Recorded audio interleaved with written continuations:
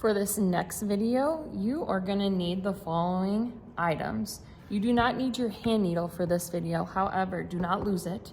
I'm gonna stick mine in my pin cushion so that I don't lose it when I am working on this next video. So we are going to be marking and cutting a buttonhole.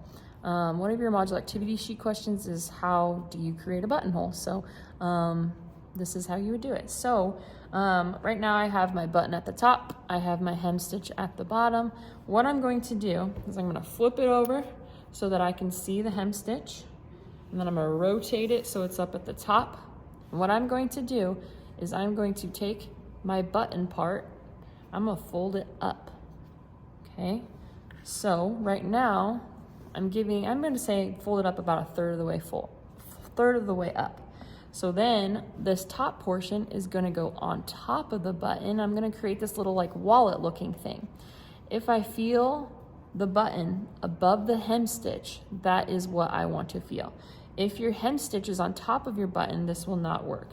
Once I have what looks kind of like a wallet, what I'm going to do is I'm going to take one of my pins. I'm going to pin through all the layers,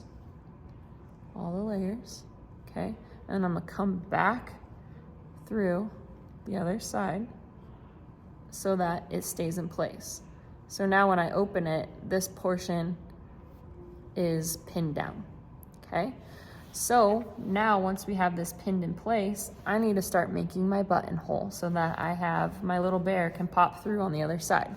So something that you hopefully grabbed before this video is called a marking pencil. They kind of look like, what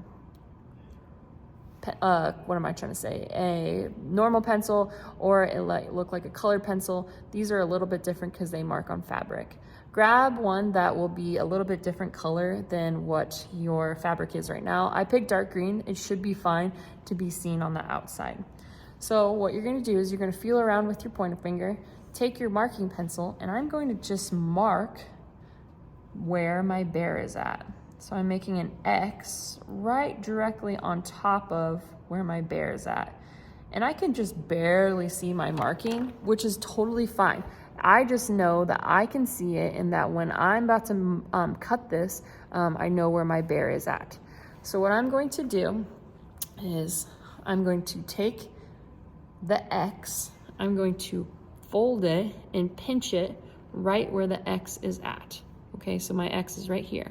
I'm going to take my shears and I'm going to actually cut just a tiny little piece, I would say about 1/2 inch of that X. Okay, so now I have one way. Next, what I'm going to do is I'm going to see if my bear fits through that hole. If it does, that's good. So look, now it becomes a little wallet. My bear fits through. If your button doesn't fit through, you might need to adjust it, and you might need to cut it again, just make it a little bit wider. But as you can see, I cut right onto my X, and that's where the bear is going to fit in.